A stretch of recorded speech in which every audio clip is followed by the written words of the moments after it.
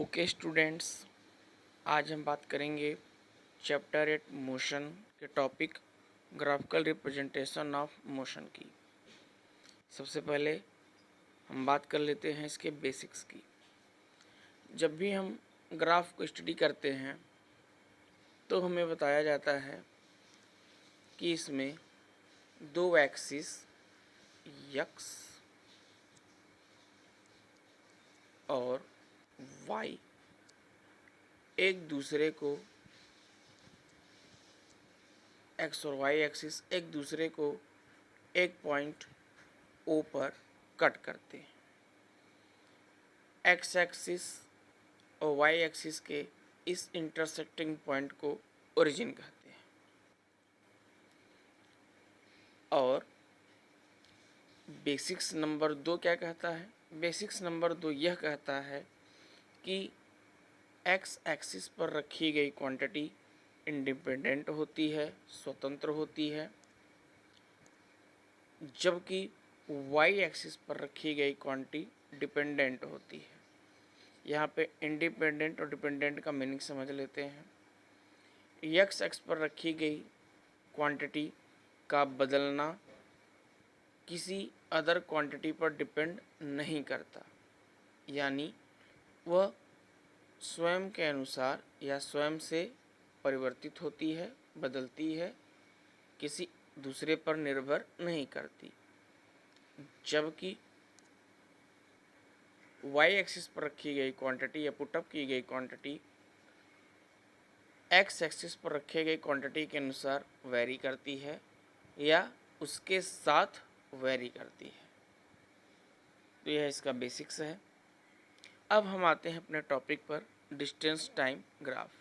जैसा कि आप फिगर में देख पा रहे होंगे,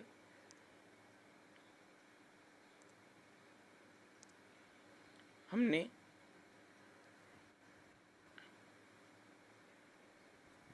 एक्स एक्सिस पर टाइम जो कि मिनट में है और वाई एक्सिस पर डिस्टेंस जो कि किलोमीटर में है को पुटअप किया हुआ है, रखा गया है। इस डिस्टेंस टाइम ग्राफ में जैसा कि आप देख पा रहे होंगे, आप समझ पा रहे होंगे, बीच बीच में छोटे छोटे डॉट्स हैं। एक ओरिजिन पर है, दूसरा कुछ डिस्टेंस पे है, तीसरा कुछ डिस्टेंस पे है, चौथा किसी डिस्टेंस पे है, पांचवा किसी डिस्टेंस पे है और छठवां किसी डिस्टेंस पे है। अब यह क्या दिखाता है? सबसे पहले हम जान लेते हैं यह क्या दर्शाना चाहता है। सबसे पहले आप यह जानिए कि एक्स एक्सिस पर आप देख पा रहे होंगे कि आपका एक यूनिट 2 मिनट के बराबर है, जबकि वाई एक्सिस पर भी एक यूनिट आपके 2 किलोमीटर के बराबर है। सबसे पहला जो पॉइंट आप देखते हैं ओरिजिनों पर, वहाँ पर कोई ऑब्जेक्ट है, वह क्या है? जीरो टाइम पर जीरो प्लेस पर है, यानी वो अपने प्लेस पर कांस्टेंट है, स्टेशनरी है। फिर कुछ देर बाद अपने ग्राफ का अगर आप रीड कर सकते हैं तो आफ्टर 13 मिनट वो ऑब्जेक्ट किसी पर्टिकुलर पॉइंट पर पहुंचता है आफ्टर 13 मिनट और उसकी डिस्टेंस अपने ओरिजिन से हो जाती है 9 किलोमीटर। फिर वही ऑब्जेक्ट अदर टाइम पर किसी समय बाद पहुंचता है, या लगभग आपके ग्राफ से टाइम होता है 26 मिनट और वह डिस्टेंस ट्रैवल करता है अप्रॉक्सीमेट 18 किलोमीटर।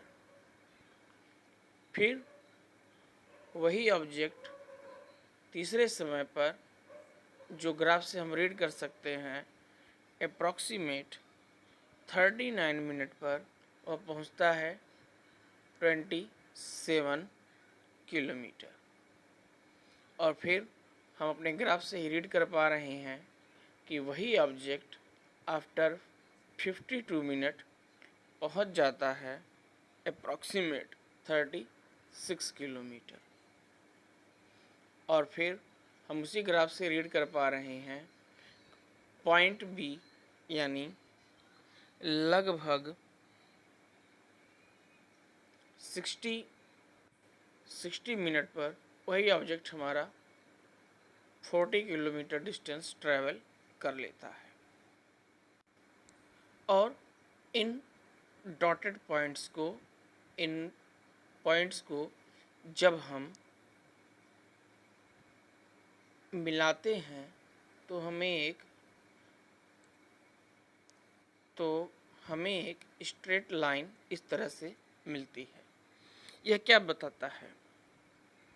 यह बताता है, जैसा कि हम जानते हैं कि जब एक ऑब्जेक्ट इक्वल टाइम इंटरवल में इक्वल डिस्टेंस ट्रैवल करता है तो ऑब्जेक्ट यूनिफॉर्म मोशन यानी एक समान गति में कहा जाता है।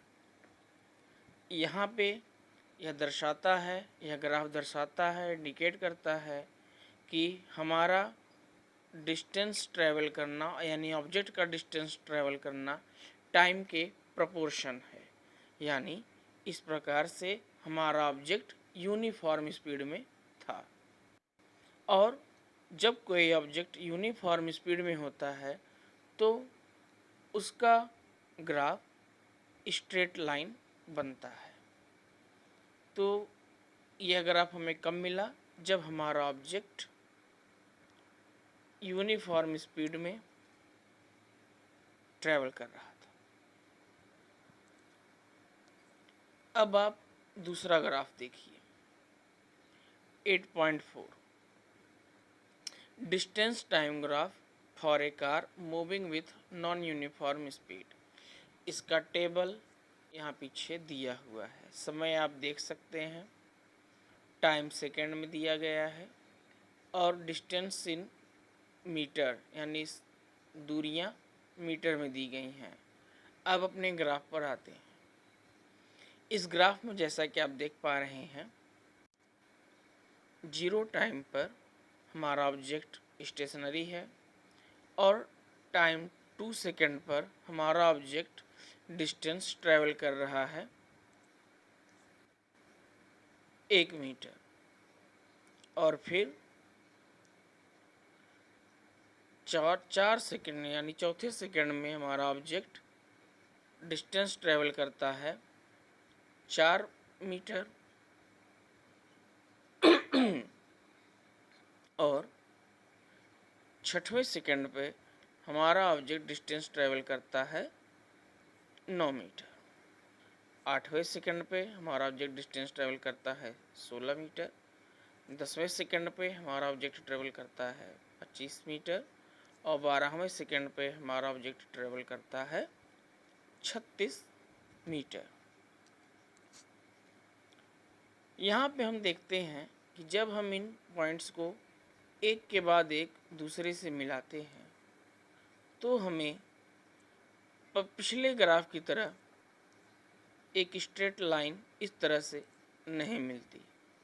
तो हम इस ग्राफ से इस कंक्लूजन पर पहुंचते हैं कि ऐसे डिस्टेंस टाइम ग्राफ क्या होते हैं? नॉन यूनिफॉर्म होते हैं। जैसा कि हम डिफाइन भी कर चुके हैं कि when an object travels unequal distance in equal time intervals then it is said to be in non uniform motion। तो एक नॉन यूनिफॉर्म मोशन के लिए हमें हमारा ग्राफ में स्ट्रेट लाइन नहीं मिलती। ये दो ग्राफ्स हमें यही बताते हैं। अब हम आगे मूव करते हैं। हमारा दूसरा टॉपिक है वेलोसिटी टाइम ग्राफ्स। इसमें आप देख पा रहे होंगे ये बहुत ही सिंपल सा ग्राफ है, लेकिन इसको समझना थोड़ा आपको दिमाग इसमें लगाना पड़ेगा समझने के लिए। देखिए बेसिकली हो क्या रहा है कि एक तरफ आपके पास एक यूनिफॉर्म मोशन में कार है और उसके साथ ही आपको उस कार के लिए एक वेलोसिटी टाइम ग्राफ बना के दिखाया गया है। एक्चुअली हो क्या रहा है आपको यह ग्राफ ही बता देगा, इसके लिए आपको किसी टेबल की भी ज़रूरत नहीं पड़ेगी। इस ग्राफ में एक्स एक्सिस पर टाइम आवर में दिया है और वेलोसिटी वाई एक्सिस पर किलोमीटर पर आवर में दी गई है। हमारा ऑब्जेक्ट जो एक कार है उसकी वेलोसिटी शुरू से ही यानी टाइम जीरो से ही वो 40 किलोमीटर पर आवर पर चल रहा है और 1 घंटे के बाद यानी आफ्टर 1 आवर वह हमें 40 किलोमीटर पर ट्रैवल करता हुआ दिखाई देता है। फिर आफ्टर 2 आवर भी उसकी स्पीड 40 किलोमीटर पर आवर है और आफ्टर 3 आवर भी उसकी स्पीड 40 किलोमीटर पर आवर है और आफ्टर 4 आवर भी उसकी स्पीड उसकी वेलोसिटी 40 किलोमीटर पर आवर है। अब इस केस से हम इस ग्राफ से हम क्या कंक्लूजन निकाल सकते हैं?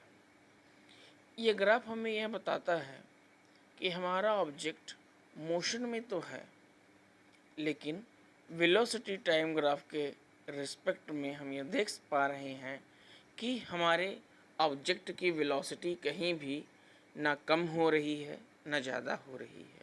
वह यूनिफॉर्म मोशन में है, कांस्टेंट मोशन में है, उसने कांस्टेंट स्पीड को लगातार बनाया हुआ है। तो यहाँ पे हमें एक्सीलरेशन नहीं मिल रहा है। यहाँ पे ध्यान देने वाली बात है कि हमारा ऑब्जेक्ट मोशन में तो है लेकिन उसके गति में ना तो कोई वृद्धि हो रही है ना तो कोई कमी हो रही है। एक तरह से वो अपने स्पीड को कांस्टेंट बनाए हुए है और उसका जो ग्राफ मिल रहा है, जो उसके ग्राफ का नेचर है या स्लोप है या उसके ग्राफ का जो हमको कंक्लूजन मिल रहा है वो यह मिल रहा है कि हमारा ऑब्जेक्ट यूनिफॉर्म मोशन में बस मूव कर रहा है। ठीक, इसको कहेंगे कि if the object moves at uniform velocity the height of its velocity time graph will not change with time, it will be a straight line parallel to the x axis that is time axis. अब हम आगे move करते हैं। अब इस graph को ध्यान से देखिए। Figure 8.6 velocity time graph for a car moving with uniform acceleration. यहाँ एक कार है जो टाइम सेकंड्स में दिए हैं और वेलोसिटी किलोमीटर पर आवर में, जो 5 सेकेंड में 10 किलोमीटर पर आवर की स्पीड को कैच करती है और फिर अगले 10 सेकेंड में यानी 0 से 10 सेकेंड में यहाँ पे 18 किलोमीटर और फिर 15 सेकेंड में अप्रॉक्सीमेट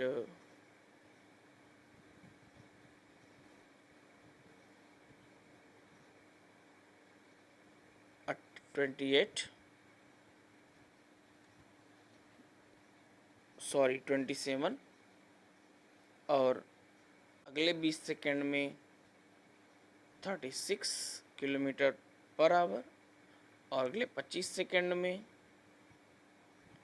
45 किलोमीटर पर आवर और अगले 30 सेकेंड्स में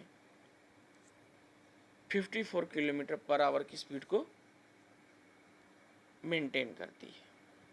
हम यहाँ पे देख पा रहे हैं कि यहाँ पे हमें जो ग्राफ का नेचर या स्लोप मिल रहा है वह एक स्ट्रेट लाइन है। वह क्या है? स्ट्रेट लाइन है। इससे हम क्या कंक्लूजन निकालते हैं? इससे हम कंक्लूजन यह निकालते हैं कि हमारे ऑब्जेक्ट की जो वेलोसिटी है वह टाइम के साथ वेरी कर रही है। वेरी कैसा कर रही है? पॉजिटिवली ग्रो कर रही है, यानी हर बार हर टाइम मोमेंट पे हर सेकेंड पे उसकी वेलोसिटी बढ़ जा रही है। अपने पिछले वेलोसिटी के अपेक्षा बढ़ जा रही है। तो ऐसे ऑब्जेक्ट को जिसकी वेलोसिटी टाइम के साथ वेरी करती है उसे हम एक्सीलरेटेड मोशन में तो कहते ही हैं, लेकिन अगर टाइम के साथ पॉजिटिव रेट से बढ़ रही है तो हम ऐसे ऑब्जेक्ट को कहते हैं कि यह पॉजिटिव एक्सीलरेटिंग वेलोसिटी है और हमारा ऑब्जेक्ट यूनिफॉर्म एक्सीलरेशन कर रहा है। अब यहाँ पे बात आती है कि यह जो शेडेड एरिया है, शेडेड एरिया आप जैसा देख पा रहे हैं, ये शेडेड एरिया क्या दिखाता है? वेलोसिटी टाइम ग्राफ में यह शेडेड एरिया क्वांटिटी डिस्टेंस को रिप्रेजेंट करता है और डिस्टेंस में ये मैग्नीट्यूड ऑफ डिस्प्लेसमेंट को रिप्रेजेंट करता है, यहाँ भी और इस ग्राफ में भी।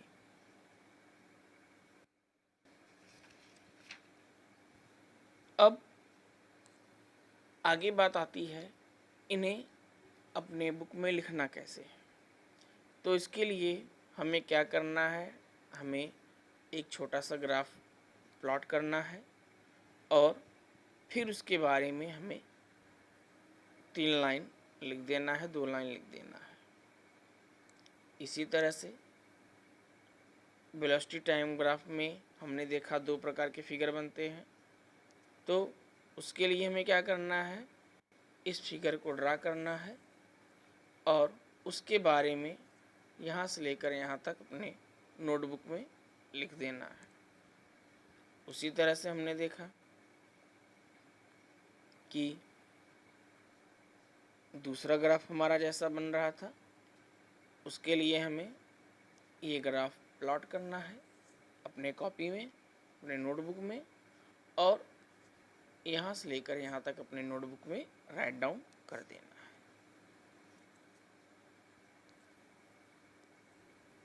यहाँ कुछ क्वेश्चंस हैं जो दिए गए हैं। इन क्वेश्चंस को 1 बाय 1 पढ़ के इनके आंसर्स को यहाँ से अपने कॉपी में 1 बाय 1 क्वेश्चन लिखकर फिर आंसर राइट डाउन कर देना।